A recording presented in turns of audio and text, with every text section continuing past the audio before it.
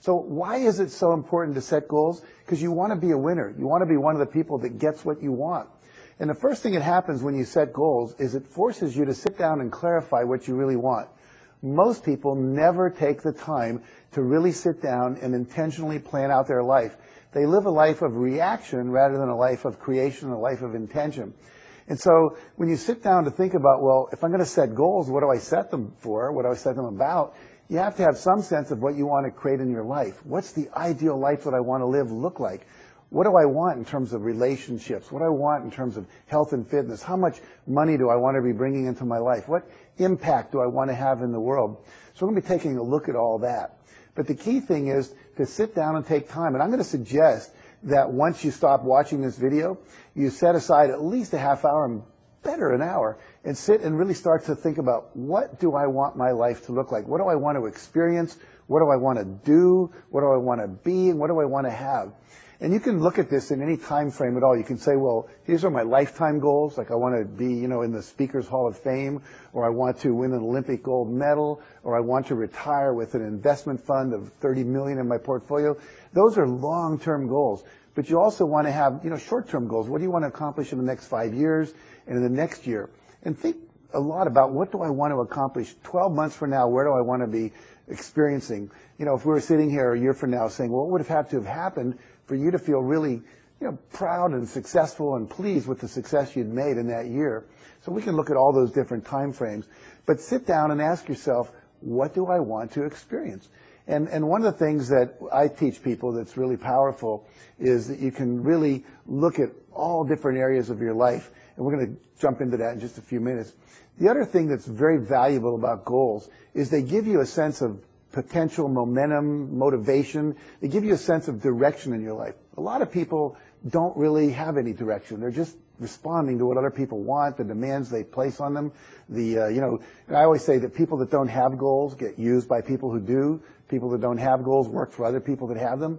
And my friend Jim Rohn once said something like, he said, if you don't have goals, you're going to be part of other people's goals. And I can tell you what they have in mind for you is not much.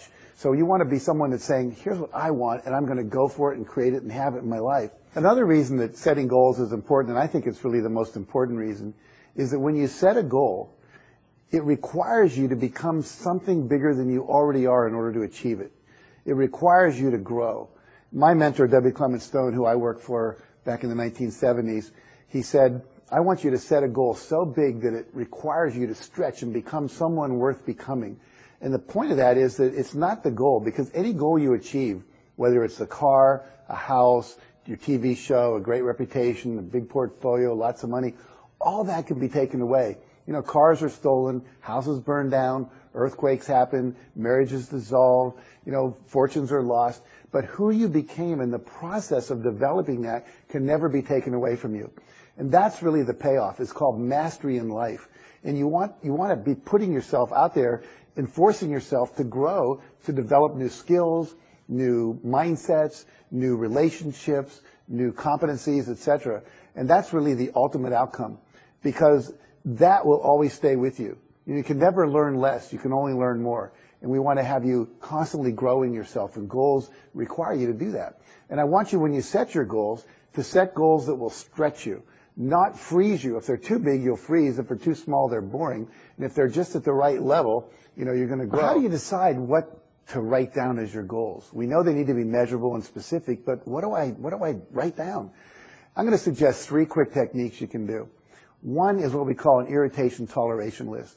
You walk through your house or your apartment, your office, your car, your garage, your factory, anything that you have dominion over, and make a list of everything that isn't exactly the way you want it to be.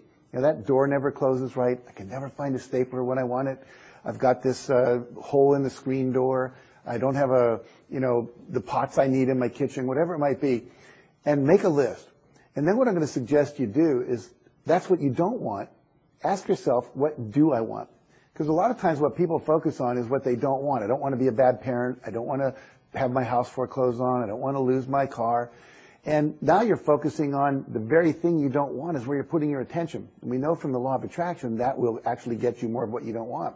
So it's okay to look at what you don't want only long enough to say, okay, I want the opposite of that.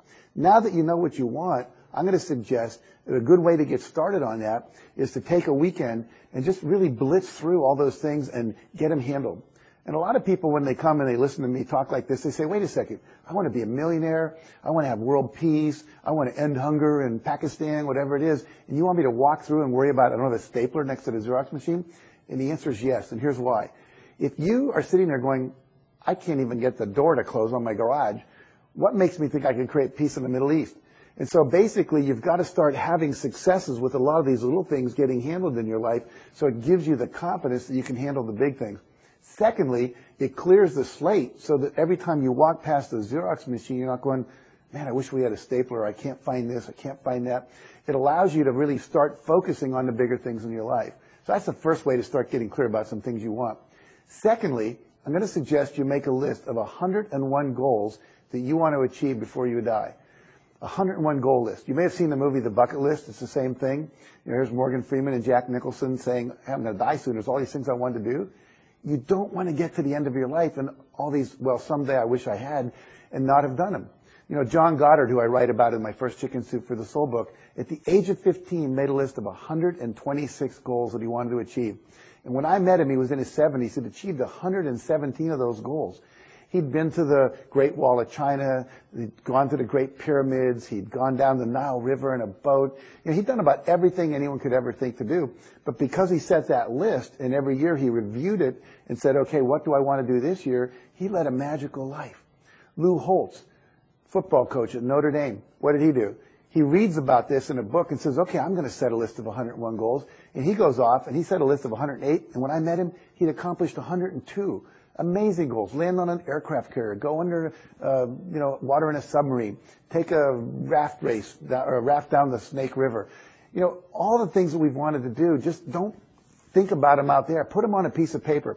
Because we now know from research that the simple act of writing a goal down increases your chances of achieving it by 55%. This is research done at the University of Pennsylvania. And we know if you write it down and you read it just a couple of times throughout the year, it increases your chances of 100%.